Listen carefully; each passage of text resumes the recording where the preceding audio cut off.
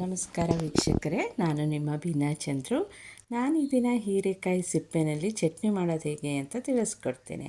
ಮೊದಲಿಗೆ ಹೀರೆಕಾಯಿನ ತೊಳೆದು ಅದರದ್ದು ಸಿಪ್ಪೆನ ಒರೆದು ಇಟ್ಕೋಬೇಕು ಸ್ಕ್ರ್ಯಾಪರ್ನಲ್ಲಿ, ಅಥವಾ ನಿಮ್ಮ ಚಾಕುನಲ್ಲಾದರೆ ಅದರಲ್ಲೇ ಮಾಡ್ಕೊಳ್ಳಿ. ಕಡಲೆಬೇಳೆ ಮತ್ತು ಹುಣಸೆ ಹಣ್ಣು, ಕಡಲೆಬೇಳೆ ಒಂದು 2 ಸ್ಪೂನ್ ತೊಗೊಂಡಿದ್ದೀನಿ, ಹುಣಸೆಹಣ್ಣು ಒಂದು ಸ್ವಲ್ಪ ತೊಗೊಂಡಿದ್ದೀನಿ, ಹಸಿಮೆಣಸಿಕಾಯಿ, ಒಣಮೆಣ್ಸಿಕಾಯಿ ಒಂದೆರಡೆರಡು, ಬೆಳ್ಳುಳ್ಳಿ ಮತ್ತು ಸ್ವಲ್ಪ ಕಾಯಿ ತೊಗೊಂಡಿದ್ದೀನಿ. ನನಗೆ ಇದು ಚಟ್ನಿ ಹುಲ್ಲುಸ್ಲಿ ಜಾಸ್ತಿ ಆಗಲಿ ಅನ್ನೋ ಉದ್ದೇಶದಿಂದ. ಹಾಗೂ ಇದನ್ನು ತುಪ್ಪದಲ್ಲೇ ಹುರ್ಕೋಬೇಕು ಈ ಸಿಪ್ಪೆನ. ಅದಕ್ಕೆ ನಾನು ತುಪ್ಪನ ಒಂದು ಪ್ಯಾನ್ಗೆ ಹಾಕಿ ಅದು ಬಿಸಿಯಾಗಿ ಕಾದ್ಮೇಲೆ ಅದಕ್ಕೆ ಇದು ಹೀರೆಕಾಯಿ ಸಿಪ್ಪೆನ ಇಲ್ಲಿ ಹಾಕ್ಕೋತಾ ಇದ್ದೀನಿ. ನಾನೀಗ ಮುಂಚೆನೇ ಇದನ್ನು ಚೆನ್ನಾಗಿ ತೊಳೆದು ಇಟ್ಕೊಂಡಿದ್ದೆ, ಹೀರೆಕಾಯಿ ಸಿಪ್ಪೆನೂ ಸಹ. ಇವಾಗ ಇದನ್ನು ಎಣ್ಣೆಯಲ್ಲೇ ಚೆನ್ನಾಗಿ ಫ್ರೈ ಮಾಡಬೇಕು. ಈಗ ಹೀರೆಕಾಯಿನ ನೀವು ಸಾಂಬಾರು ಪಲ್ಯ ಮಾಡಲಿಕ್ಕೆ ಯೂಸ್ ಮಾಡೋಕ್ಕಿಂತ ಮುಂಚೆ ಅದು ಸಿಪ್ಪೆನ ನೀವೇನು ಮಾಡ್ತೀರಾ, ಸ್ಕ್ರ್ಯಾಪರಲ್ಲಿ ಅಥವಾ ಚಾಕುನಲ್ಲಿ ಒರೆದು ಇಟ್ಕೊತೀರ. ಒರೆದು ವೇಸ್ಟ್ ಮಾಡೋ ಬದಲು ಅದರಲ್ಲಿರೋ ನ್ಯೂಟ್ರಿಟಿವ್ ವ್ಯಾಲ್ಯೂನ ಸಹ ನೀವು ಒಂದು ಚಟ್ನಿ ರೂಪದಲ್ಲಿ ಬಳಕೆ ಮಾಡಬಹುದು. ಆದ್ದರಿಂದ ನಾನು ಇದನ್ನು ಉಪಯೋಗಿಸೋದನ್ನು ಒಂದು ಚಟ್ನಿ ಮುಖಾಂತರ ಹೇಗೆ ಉಪಯೋಗಿಸ್ಬೇಕು ಅಂತ ತೋರಿಸ್ಕೊಡ್ತೀನಿ.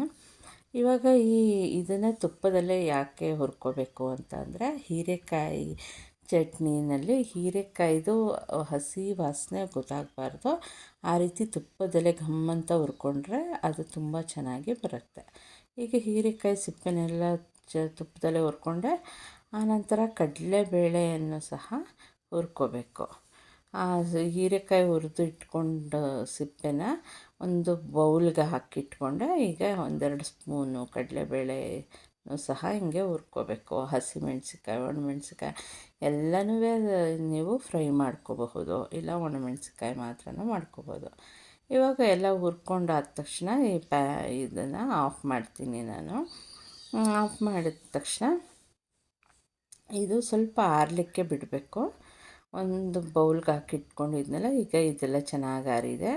ಹೀರೆಕಾಯಿ, ಒಣಮೆಣಸಿನ್ಕಾಯಿ ಹಾಗೂ ಕಡಲೆಬೇಳೆ ಫ್ರೈ ಮಾಡಿದ್ದನ್ನು ಜಾರಿಗೆ ಹಾಕ್ಕೊಂಡೆ, ಮಿಕ್ಸಿ ಜಾರಿಗೆ. ಇವಾಗ ಬೆಳ್ಳುಳ್ಳಿ ಹಾಕ್ಕೊಳ್ಳೋಣ, ಒಂದು 4-5 ಒಂದು ಸ್ವಲ್ಪ ಕಾಯಿಯನ್ನು ಸಹ ಹಾಕ್ಕೊಂಡಿದ್ದೀನಿ. ಯಾಕಂದರೆ ನಾನು ಇಲ್ಲಿ ಒಂದು ಹೀರೆಕಾಯಿ ಸಿಪ್ಪೆಯಿಂದ ಮಾಡ್ತಿರೋದ್ರಿಂದ ಚಟ್ನಿ ಸ್ವಲ್ಪ ಆಗುತ್ತೆ ಅಂದ್ಬಿಟ್ಟು ಕಾಯಿನ ಹಾಕ್ಕೊಂಡಿದ್ದೀನಿ. ಇವಾಗ ಇನ್ನೊಂದೆರಡು ಮೆಣಸಿನ್ಕಾಯಿ ಹಾಕ್ಕೊಂಡೆ, ಹಸಿಮೆಣಸಿನ್ಕಾಯಿ ಟೇಸ್ಟಿಗೆ. ಆಮೇಲೆ ಕೊತ್ತಂಬರಿ ಸೊಪ್ಪು, ಜೀರಿಗೆ, ಹುಣಸೆಹಣ್ಣು ಸಹ ಹಾಕ್ಕೊಂಡಿದ್ದೀನಿ. ಜೀರಿಗೆ 1 ಸ್ಪೂನು, ರುಚಿಗೆ ತಕ್ಕಷ್ಟು ಉಪ್ಪು, ಇದಿಷ್ಟನ್ನು ಹಾಕ್ಕೊಂಡು ನಾವು ಇದನ್ನು ಮಿಕ್ಸಿ ಮಾಡ್ಕೋಬೇಕು. ಇವೆಲ್ಲ ತಣ್ಣಗಾದಮೇಲೆ ನೀವು ಹಾಕಿ ಮಿಕ್ಸಿ ಮಾಡ್ಕೋಬೇಕು, ರುಬ್ಕೋಬೇಕು. ಇವಾಗೆಲ್ಲ ಹಾಕ್ಕೊಂಡಿದ್ದೀನಿ ಇಂಗ್ರೀಡಿಯೆಂಟ್ಸು. ಮಿಕ್ಸಿ ಮಾಡಿಕೊಂಡೆ. ಮಿಕ್ಸಿ ಮಾಡ್ಕೊಂಡ ನಂತರ ಇದನ್ನು ಒಂದು ಬೌಲಿಗೆ ನಾವು ಟ್ರಾನ್ಸ್ಫರ್ ಮಾಡ್ಕೊಳ್ಳೋಣ. ನೋಡಿ, ಈಗೆಲ್ಲ ಚೆನ್ನಾಗಿ ರುಬ್ಕೊಂಡಿದ್ದೀನಿ. ಈಗ ಈ ಬೌಲಿಗೆ ಟ್ರಾನ್ಸ್ಫರ್ ಮಾಡ್ಕೊಂಡಿದ್ದೀನಲ್ಲ, ಇದು ಚಟ್ನಿಗೆ ನಾವು ಒಗ್ಗರಣೆ ಕೊಡಬಹುದು, ಹಾಗೇನೂ ಬಳಸಬಹುದು. ಈಗ ನಾನು ಒಂದು ಪ್ಯಾನಲ್ಲಿ ಸಾಸಿವೆ ಹಾಕಿ ಸ್ವಲ್ಪ ಎಣ್ಣೆ ಹಾಕಿ, ಸಾಸಿವೆ ಸಿಡಿಯಿತು, ಅದನ್ನು ನಾನು ಈ ಚಟ್ನಿಗೆ ಮಿಕ್ಸ್ ಮಾಡ್ತಿದ್ದೀನಿ. ಒಗ್ಗರಣೆ ಹಾಕೋದ್ರಿಂದ ಹೆಚ್ಚೊತ್ತು ಅದಕ್ಕೆ ಹಾಳಾಗದೇ ಇರೋ ಹಾಗೆ ಉಳ್ಕೊಳ್ಳುತ್ತೆ ಅನ್ನೋದೊಂದು ಉದ್ದೇಶಕ್ಕೆ ಹಾಕ್ತೀನಿ. ನಿಮಗೆ ಎಣ್ಣೆ ಎಲ್ಲ ಯಾರು ಹೆಚ್ಚು ಯೂಸ್ ಮಾಡಬಾರ್ದು ಅವರು ಹಾಗೇ ಉಪಯೋಗಿಸ್ಬಹುದು. ಇಲ್ಲ ಅಂದರೆ ನೀವು ಎಣ್ಣೆ ಒಗ್ಗರಣೆಗೆ ಉದ್ದಿನಬೇಳೆ ಮತ್ತು ಸಾಸಿವೆ ಹಾಗೂ ಕರಿಬೇವನ್ನು ಸಹ ಹಾಕ್ಕೊಂಡು ನೀವು ಚಟ್ನಿಗೆ ಹಾಕ್ಕೋಬಹುದು.